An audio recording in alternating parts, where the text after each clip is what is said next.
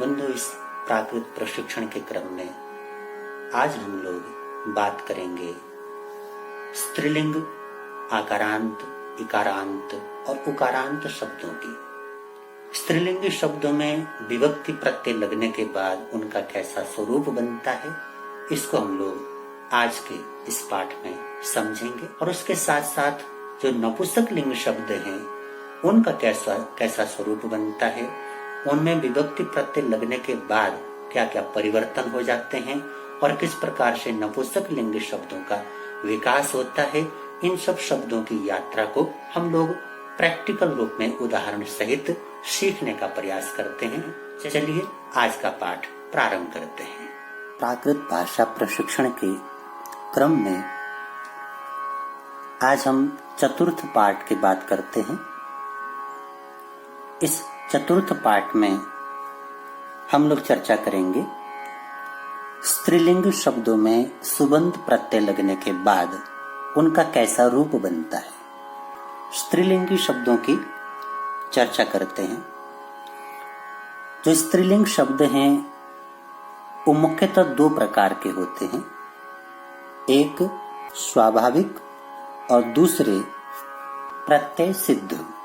जो स्वाभाविक रूप से आकारांत अथवा इकारांत में दीर्घ ही प्रयुक्त होते हैं वे स्वाभाविक स्त्रीलिंग शब्द हैं, जैसे कि श्री है, लक्ष्मी है, राधा है इत्यादि। और प्रत्यय सिद्ध शब्द वो हैं जो प्रत्यय लगने के बाद स्त्रीलिंग में प्रयुक्त हुआ करते हैं। उदाहरण के लिए जैसे नद शब्द है, नद से बना नदी, गीत से बना गीता।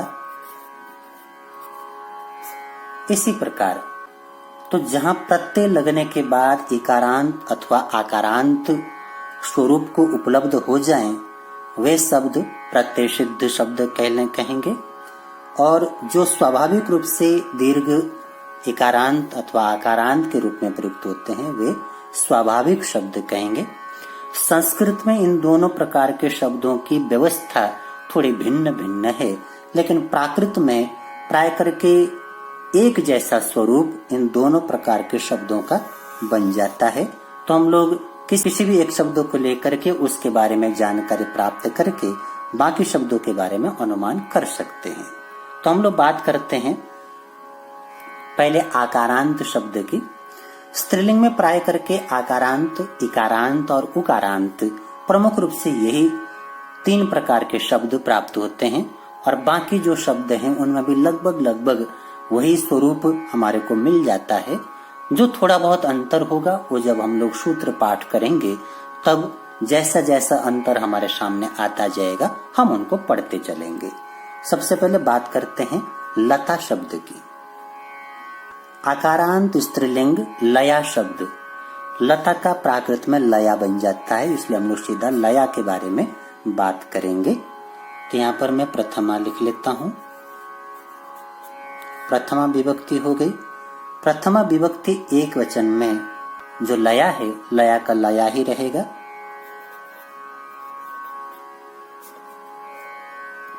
और बहुवचन में इसके तीन रूप हो जाएंगे, लयाउ, लयाओ, लया। जब लता प्लस सी करेंगे तब लया बन जाएगा, और जब लता प्लस जस करेंगे तब लयाउ, लयाओ और लया। ये तीन रूप उपलब्ध हो जाएंगे। द्वितीय विभक्ति में, द्वितीय विभक्ति एक वचन में जब लता प्लस अम करेंगे तब लयम बन जाएगा, और बहुवचन में जब लता प्लस शश करेंगे तब प्रथमा बहुवचन की तरह तीन रूप बन जाएंगे, लयाउ, लयाओ, लया। तृतीया की बात करते हैं। तृतीया विभक्ति एक वचन में जब लता प्लस टा करेंगे तब तीन रूप उपलब्ध हो जाएंगे, लया अ, लया ई, लया ए। दरअसल तृतीय विभक्ति से लेकर के सप्तमी विभक्ति तक एक वचन में स्त्रीलिंग में एक जैसे ही रूप चलते हैं। आकारांत जो शब्द हैं उनमें तीन प्रयोग चलते हैं और इकारांत तथा उकारांत शब्दों में इसके 4 प्रयोग हो जाते हैं। वो हम लोग जब इकारांत उकारांत शब्द की बात करेंगे तब स्पष्ट रूप से आप देख पाएंगे। तो आकारांत स्त्रीलिंग शब्द में तृतीय विभक्ति एक वचन में जब हम लोग लता प्लस टा करेंगे तब उसके 3 रूप हमारे को उपलब्ध हो जाएंगे, लया अ, लया ई, लया ए। और बहुवचन में जब लता प्लस भिस करेंगे तब 3 रूप हमारे को उपलब्ध हो जाएंगे, बिल्कुल पुल्लिंग शब्दों की भांति ही, लया ही, लया ही और लया ही। बात करते हैं चतुर्थी की। चतुर्थी एक वचन में तृतीया के समान ही यही तीनों रूप प्रयुक्त होंगे। जब हम लता प्लस ङे करेंगे तब उसके 3 रूप हो जाएंगे, लया अ, लया ई, लया ए। और बहुवचन में क्योंकि षष्ठी के समान ही अर्थात षष्ठी का प्रयोग चतुर्थी में किया जाता है, तो जब लता प्लस भ्यस करेंगे तब लयाण और लयाणम ये चतुर्थी बहुवचन के रूप बन जाएंगे। बात करते हैं पंचमी की। पंचमी एक वचन में जो तृतीय और चतुर्थी में लगने वाले जो 3 रूप हैं ये तो होंगे ही, इनके अतिरिक्त कुछ और रूप भी बन जाते हैं। लयत्तो, लयाओ, लयाऊ और लयाहिंतो ये 4 रूप और एक्स्ट्रा बन जाएंगे, तो टोटल 7 रूप पंचमी एक वचन में हो जाएंगे। इसी प्रकार पंचमी बहुवचन में जब लता प्लस भ्यस करेंगे तब 5 रूपों की उपलब्धि हो जाएगी, लयत्तो, लयाओ, लयाऊ, लयाहिंतो और लयासुंतो। तो जैसे एक वचन में जो लग रहे थे लगभग वही प्रत्यय या वही स्वरूप पंचमी बहुवचन में भी हो रहा है, केवल यहाँ पर हिंतो है और यहाँ पर हिंतो के साथ साथ सुनतो भी है, तो इस बात को हम लोग ध्यान रख लेंगे। षष्ठी की बात करते हैं। षष्ठी एक वचन में वही तृतीया के जो 3 रूप हैं वही हमारे को मिल जाते हैं। और षष्ठी बहुवचन में चतुर्थी बहुवचन की ही भांति लयाणम, लयाण ये दोनों रूप हमारे को मिल जाएंगे। बात करते हैं सप्तमी की। सप्तमी में एक वचन में यही तीनों रूप बनेंगे और बहुवचन में लयासु, लयासुम ये दोनों रूप बन जाएंगे। बात करते हैं संबोधन की। संबोधन के लिए एक विशेष नियम हमें ध्यान रखना चाहिए। ऊपर जैसा मैंने बताया जो स्वाभाविक स्त्रीलिंग शब्द होते हैं उनको संबोधन में प्रथमा की तरह, जैसे लता है तो लता का लया बन जाएगा, किंतु जो प्रत्यय सिद्ध स्त्रीलिंग शब्द हैं उनमें आ के साथ में ए का भी प्रयोग हो जाता है, तो लया का लये ये वाला स्वरूप भी बन जाएगा। तो संबोधन में 2 प्रकार के रूप हो गए, लया प्लस लय। जो स्वाभाविक शब्द हैं उनमें खाली आकारांत का प्रयोग होगा और जो प्रत्यय सिद्ध शब्द हैं उनमें आकारांत और एकारांत दोनों प्रकार के रूप हमारे को मिल जाएंगे। बहुवचन में जो प्रथमा बहुवचन के तीनों रूप हैं वही हमारे को संबोधन बहुवचन में भी प्राप्त हो जाते हैं, लयाऊ, लयाओ और लया। तो इस प्रकार से आकारांत स्त्रीलिंग शब्द के बारे में हमने बात कर लिया है। जैसे इस लता शब्द के बारे में स्वरूप आपने देख लिया, इसी प्रकार जितने भी आकारांत शब्द हैं, चाहे वो माला हो, चाहे वो राधा हो, चाहे वो गीता हो, सीता हो, रमा हो, इत्यादि इत्यादि, उन सभी शब्दों का स्वरूप इसी प्रकार से बन जाएगा। तो ये शब्द रूप का एक बार आप लोग भलीभांति बोध प्राप्त कर लें। हमारे को ये पता होना चाहिए कि कौन से विभक्ति चिन्ह का कैसा परिवर्तित रूप प्राकृत में मिलता है, इसका हमारे को बोध होगा तो आगे सूत्रों का अर्थ समझने में और उसको पढ़ने में बहुत आसान हो जाएगा। चलिए हम लोग बात करते हैं इकारांत और उकारांत शब्दों की। तो स्त्रीलिंग के ह्रस्व इकारांत या दीर्घ इकारांत, ह्रस्व उकारांत या दीर्घ उकारांत जो शब्द हैं, जैसे ह्रस्व इकारांत हो गया मति, मति का बन जाएगा मई। दीर्घ इकारांत हो गया नदी, इसका बन जाएगा नई। ह्रस्व उकारांत हो गया धेनु, इसका बन जाएगा धेनु। और दीर्घ उकारांत हो गया वधु, इसका हो जाएगा वहु। तो ये चारों प्रकार के जो शब्द हैं, इनमें विभक्ति प्रत्यय लगने के बाद इनका स्वरूप एक जैसा ही होता है, इसलिए इनको अलग अलग लिखने की बजाय मैं एक साथ सबको आपको दिखा देता हूँ, आप भली बात से समझ जाएंगे। बात करते हैं प्रथमा विभक्ति की। मैं एक नंबर लिख लेता हूँ, इसको आप प्रथमा विभक्ति समझ लेंगे। प्रथमा विभक्ति में केवल एक बात हमारे को ध्यान में रखनी चाहिए, जो ह्रस्व इकारांत और ह्रस्व उकारांत शब्द हैं, उनके ह्रस्व ई और उ को दीर्घ हो जाता है। जो पहले से दीर्घ हैं उनका तो दीर्घ ही रहेगा, जो ह्रस्व हैं उनका भी दीर्घ हो जाएगा। तो यहाँ पर प्रथमा एक वचन में जो मति है उसका बन जाएगा मई, नदी का नई, धेनु का धेनु और वहु का वधु का वहु।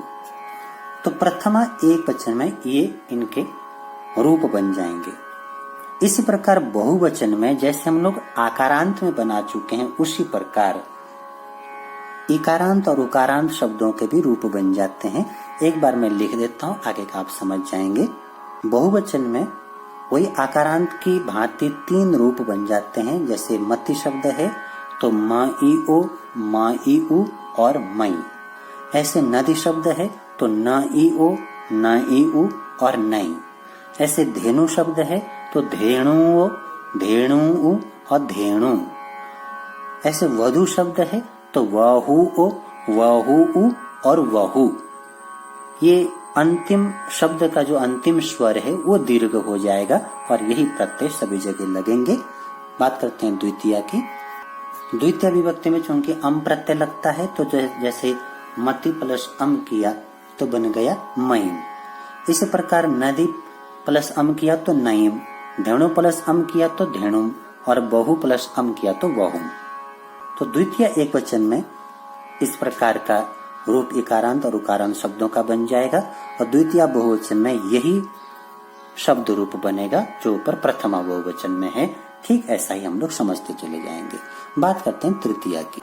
तृतीया में टा प्रत्यय लगता है तो टा प्रत्यय लगने के बाद जैसा हम लोग आकारांत शब्द में पढ़ चुके हैं, तो यहाँ पर चार प्रकार के रूप शब्द के बन जाते हैं। मैं मति शब्द को ले लेता हूँ। मति प्लस टा जब करेंगे तो उसके चार रूप बन जाएंगे।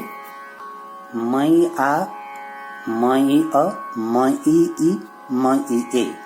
इसी प्रकार नदी शब्द लेंगे तो नदी प्लस टा करने के बाद नई आ, नई अ, नई ई, नई ए। इसी प्रकार धेनु शब्द जब ले लेंगे तो धेनु आ, धेनु अ, धेनु ई, धेनु ए। उसी प्रकार वधु शब्द लेंगे तो वधु प्लस टा करने के बाद वहु आ, वहु अ, वहु ई और वहु ए। तो ये चार स्वरूप प्रत्येक इकारांत उकारांत शब्द के बन जाएंगे। इसको हम लोग भली भांति ध्यान रख लेंगे। बात करते हैं इसके बहुवचन में। बहुवचन में बिल्कुल सिंपल है। जैसे अकारांत पुल्लिंग शब्दों में जो हम प्रत्यय हमने लगाया था, वही प्रत्यय वही स्वरूप यहाँ पर भी लग जाएगा, तो बन जाएगा। मति शब्द को ले लेते हैं। तृतीय बहुवचन में वही मई ही, मई हिंग, मई हिंग। यही तीनों ही, हिंग, ये तीनों प्रत्यय प्राय करके सर्वत्र लगते हैं। तो इसी प्रकार जब नदी शब्द लेंगे तो नई ही, नई हिंग, नई हिंग। धेनु शब्द लेंगे तो धेनु ही, धेनु हिंग, धेनु हिंग। और वधु शब्द लेंगे तो वहु ही, वहु हिंग, वहु हिंग। बात करते हैं चतुर्थी की। चतुर्थी में यही उपर्युक्त प्रत्यय लगेंगे जो तृतीया के हैं। यही स्वरूप सभी शब्दों का चतुर्थी एक वचन में भी बन जाएगा। मई आ, मई अ, मई ई, मई ए। उसी प्रकार नई आ, नई अ, नई ई, नई ए। उसी प्रकार धेनु आ, धेनु अ, धेनु ई, धेनु ए। उसी प्रकार बहु आ, बहु अ, बहु ई, बहु ए। और बहुवचन में षष्ठी का प्रत्यय यहाँ पर लगता है तो बन जाएगा मईण, मईणम, नईण, नईणम, धेनुण, धेनुणम, वहुण, वहुणम। ऐसे चतुर्थी बहुवचन में जो षष्ठी का स्वरूप है वही बन जाएगा। बात करते हैं पंचमी की। तो पंचमी में भी जैसे कि आप आकारांत में पढ़ चुके हैं, ये चारों के चारों रूप इनके बनेंगे ही बनेंगे। और इनके अलावा जैसे हम लोग आकारांत शब्द में बाकी अन्य रूप पंचमी के अंदर लगा चुके हैं, उनको यहाँ पर भी लगाएंगे। एक बार मैं लिख लेता हूँ। तो 4 रूप बन जाएंगे, मई आ, मई अ, मई ई, मई ये।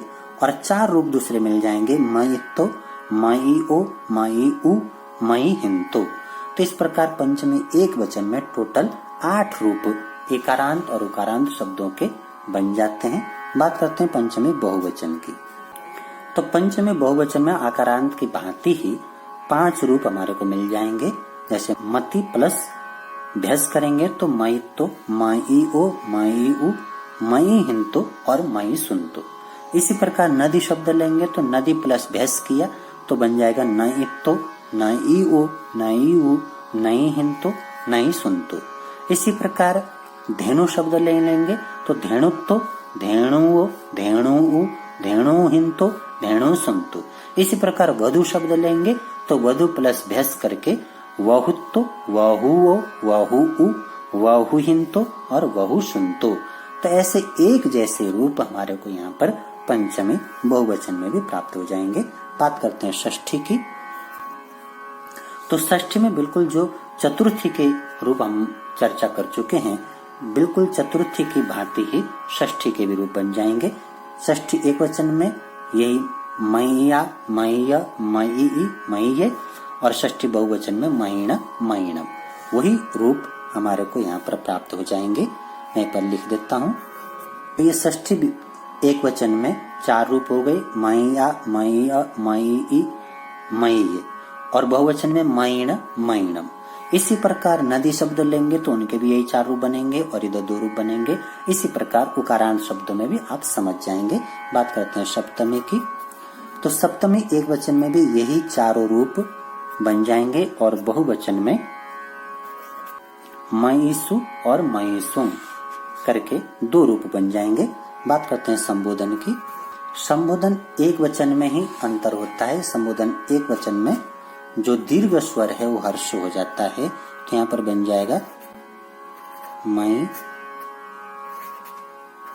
मई, धेनु और वहु। संबोधन एक वचन में ऐसे जो दीर्घ एकारांत उकारांत हैं उनको हर्ष हो जाएगा और जो हर्ष एकारांत उकारांत हैं वो एज इट इज हर्ष ही बने रहेंगे। और बात करें संबोधन बहुवचन की, तो संबोधन बहुवचन में यही प्रत्यय लगते हैं जो प्रथमा बहुवचन में लगे हुए हैं, मईओ, मईउ, मई। तो इस प्रकार से हम स्त्रीलिंग के एकारांत और उकारांत शब्दों में लगने वाले प्रत्ययों का कैसा स्वरूप होता है उस बात से भलीभांति परिचित हो गए हैं। चलिए अब हम लोग बात करते हैं नपुंसकलिंग की। अकारांत नपुंसकलिंग नगर, नगर का नयर बन जाता है तो नयर शब्द, इसके बारे में हम लोग बात करते हैं। हम लोग इसके बारे में बात करें उससे पहले एक बात ध्यान में रखनी चाहिए कि नपुंसकलिंग के शब्दों में और पुल्लिंग के शब्दों में तृतीया से लेकर के सप्तमी तक कोई अंतर नहीं होता। पुल्लिंग में तृतीया से लेकर के सप्तमी तक जैसे शब्दों के रूप बने हैं वैसे ही रूप नपुंसकलिंगी शब्दों के भी बनते हैं, मात्र प्रथमा और द्वितीया में ही अंतर होता है। तो बात करते हैं प्रथमा और द्वितीया की। तो प्रथमा एक वचन की जब बात करेंगे, जब नगर प्लस सी करेंगे तब नपुंसकलिंग में उसका रूप बन जाएगा नयरम। और बहुवचन में जब नगर प्लस जस करेंगे तो 3 रूप बन जाएंगे, नयराई, नयराइन और नयराणी। इसी प्रकार द्वितीय एक वचन में जब नगर प्लस अम करेंगे तो बन जाएगा नयरम। और बहुवचन में जब नगर प्लस शश करेंगे तब यही तीनों रूप हमारे को मिल जाएंगे। तो प्रथमा और द्वितीय में कोई ज्यादा अंतर नहीं है। इसके बाद तृतीया से लेकर के आगे के जो रूप हैं वो नपुंसकलिंग में पुल्लिंग के समान होते हैं। केवल अंतर आता है तो संबोधन में। बात करते हैं संबोधन की। तो संबोधन एक वचन में जो प्रथमा में अनुस्वार लग रहा था वो अनुस्वार हट जाता है और नगर शब्द का नयर शब्द ही रह जाता है। और बहुवचन में एज इट इज जो प्रथमा बहुवचन का रूप है वही संबोधन बहुवचन का भी हो जाएगा। ये बात हो गई आकारांत नपुंसकलिंग शब्द की। अब इकारांत और उकारांत, इकारांत और उकारांत शब्दों की बात करें तो इकारांत शब्दों में हम ले लेते हैं दधि शब्द, और उकारांत शब्दों में ले लेते हैं मधु। दधि का दही बन जाता है और मधु का महू बन जाता है। ये कैसे बनेगा इसको हम लोग सूत्र में पढ़ेंगे। इनका रूप कैसा बनता है केवल एक बार मैं वो दिखा देता हूँ। प्रथमा की बात करते हैं तो आप देख सकते हैं कि नपुंसकलिंग इकारांत शब्द में जैसे दधि शब्द को लिया हमने, तो दधि प्लस सी जब करेंगे तो प्रथमा एक वचन में रूप बन जाएगा दहिम, और बहुवचन में वही अकारांत की भांति दही इंग और दहीणी। बस ये ध्यान रखना है कि बहुवचन में इंग और णी प्रत्यय लगते हैं, और इन प्रत्ययों के साथ में जो अंतिम स्वर ई है उसको दीर्घ हो जाता है। ऐसा ही स्वरूप द्वितीय में भी बन जाएगा। वहां पर भी जब दधि प्लस अम करेंगे तो दहिम बन जाएगा, दधि प्लस शश करेंगे तो ये तीनों रूप बन जाएंगे दही इंग दहीणी। इसी प्रकार जो उकारांत शब्द हैं उनमें भी प्रथमा एक वचन में जब मधु प्लस सी करेंगे तो बन जाएगा महू, और बहुवचन में मधु प्लस जश करेंगे तो महू इंग और महुणी। ये तीनों रूप बन जाएंगे, और यही तीनों रूप द्वितीय एक वचन और बहुवचन में भी बन जाते हैं। केवल प्रत्यय बदल जाता है, उसका स्वरूप वही रह जाता है। और बात करते हैं संबोधन की, तो संबोधन में जैसे अकारांत में हमने बताया उसी प्रकार ये जो अनुस्वार है अनुस्वार का प्रयोग नहीं होगा। दधि का दही और मधु का महू बन जाएगा, और संबोधन बहुवचन में जो ये प्रथमा बहुवचन में लगा हुआ स्वरूप है यही स्वरूप हमारे को इन शब्दों का प्राप्त हो जाएगा। तो यहाँ पर हम लोग पुल्लिंग, स्त्रीलिंग और नपुंसकलिंगी आकारांत, इकारांत और उकारांत शब्दों की प्रकृति से और उनके साथ में प्रत्यय लगने के बाद उनका क्या स्वरूप बनता है, इन बातों से भली भांति परिचित हो चुके हैं। तो आप लोगों ने आज प्राकृत प्रशिक्षण के क्रम में स्त्रीलिंग और नपुंसकलिंगी शब्दों की जो व्यवस्था है, विभक्ति प्रत्यय लगने के बाद उनका कैसा स्वरूप बनता है, उस बारे में भली भांति बोध प्राप्त कर लिया है। पुल्लिंग शब्दों के बारे में हम पहले ही चर्चा कर चुके हैं, और स्त्रीलिंग और नपुंसकलिंगी शब्दों की चर्चा आज संपन्न हो गई है। अब ये जो शब्द रूप है, शब्द रूप की जो जानकारी है, उसको यहीं पर विराम दे करके हम लोग अब बढ़ते हैं तिङन्त प्रत्यय की ओर, जो धातु रूप हैं उनकी तरफ। हालांकि शब्द रूपों की और भी विविधता है, और उस विविधता के अंदर जो सर्वनाम शब्दों में लगने वाले प्रत्यय हैं उनकी कैसी कैसी व्यवस्था है, ये भी एक बहुत महत्वपूर्ण पाठ है। उसकी हम लोग चर्चा जब सूत्र पढ़ेंगे तभी कर लेंगे। अभी मोटे तौर पर जो बहुत आवश्यक था वो बातें मैंने आपको बता दिया है। इन बातों को समझने के बाद हम लोग आगे बहुत आसानी से बढ़ सकेंगे, और इन सब शब्द के जो विभक्ति प्रत्यय हैं उनका विस्तृत विवेचन, विस्तृत उल्लेख अगर आप कहीं देखना चाहते हैं तो मेरे द्वारा ही लिखित एक ग्रंथ है, उसमें इस प्रकार के सभी विविधताओं का बड़ा स्पष्ट रूप से दिग्दर्शन कराया गया है। मैं एक बार उस ग्रंथ को दिखा देता हूँ, उसको आप देख लें। ये ग्रंथ है। तो इस ग्रंथ के अंदर प्राकृत की जो प्रारंभिक शब्द रूप हैं, धातु रूप हैं, आदि आदि इनकी भली भांति चर्चा की गई है। इनको आप चाहें तो इस ग्रंथ को मंगा करके भी अध्ययन कर सकते हैं। तो आज का पाठ हम लोग यहीं पर पूर्ण करके अगले पाठ में हम लोग धातु रूपों की क्या व्यवस्था है उसकी चर्चा करेंगे, और धातु रूपों की हल्की सी चर्चा करने के तुरंत बाद हम लोग सूत्रों की तरफ आगे बढ़ेंगे, और सूत्रों का ज्ञान, प्राकृत व्याकरण का ज्ञान हम लोग प्राप्त करेंगे। चलिए, हमारी ये जो प्राकृत व्याकरण की यात्रा है इसी ढंग से आगे बढ़ती रहेगी। अवश्य प्रेम से इन शब्दों को पढ़ें, सुने और इस प्राकृत व्याकरण का संपूर्ण ज्ञान प्राप्त करें। आपके भीतर में विराजमान पवित्र परमात्मा को मेरे नमन। इतने प्रेम से मेरे शब्दों को सुना उसके लिए कृतज्ञ हूँ।